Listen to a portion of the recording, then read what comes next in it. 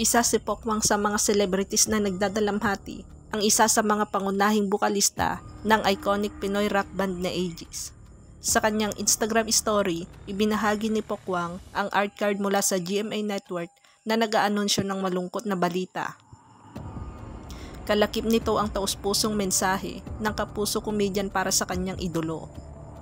My idol, may you rest in peace. Salamat sa iyong tinig. Ani Pokwang. Si Mercy Sunot ay kilala sa kanyang iconic na boses na nagdala sa Aegis ng tagumpay sa loob ng mahigit 2 dekada.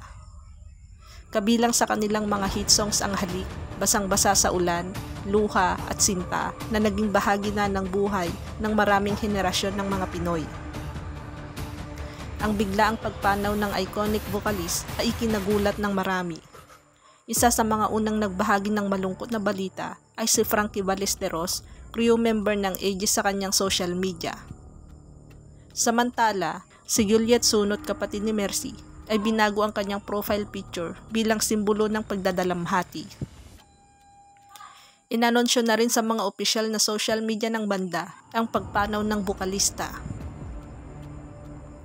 Matatandang ilang araw bago ang malungkot na balita, nagbahagi pa si Mercy ng update tungkol sa kanyang kalagayan. Sa kabila ng pagkawalan ng kanyang tinig, ang kanyang mga kanta ay mananatiling buhay sa puso ng mga Pinoy.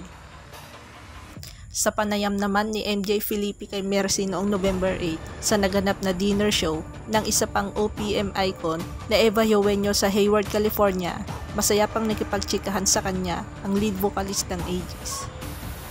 Hindi siya part ng concert pero pinagbigyan pa rin niya ang request ng audience na kumanta on stage.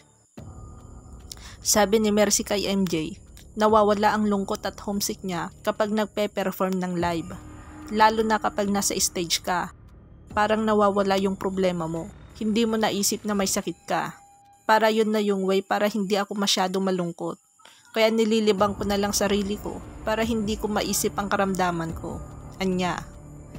Feeling grateful and thankful din siya kapag naririnig niyang nakikikanta sa kanyang audience.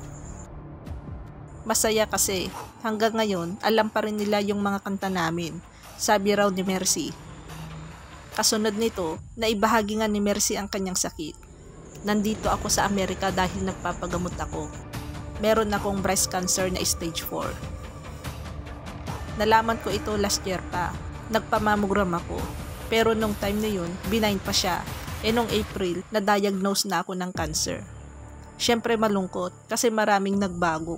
Dahil sanay na kumakanta ka sa stage. Tapos one time, nag-guest ako, naiiyak ako. Dati ako yung nasa stage, ako yung nagpe-perform. Ngayon parang nanonood na lang ako. Parang yung gulong ng buhay, saan ng yumaong singer. Nabanggit din daw ni Mercy na nagre-respond naman daw sa katawan niya ang chemotherapy. Tuloy-tuloy pa din yung pagpapagamot ko. Injection once a month sa breast cancer. Actually, 2 yung cancer ko. Yung isa lang cancer. Yung gamot na iniinom ko, nagre-respond naman ako. Anya pa. Paglalarawan pa niya sa nararamdamang kalungkutan dahil malayo siya sa pamilya at sa kanyang mga anak, lalo pat magpapasko na. Super lungkot. Iba talaga pag wala ang pamilya mo. Nakakalungkot talaga.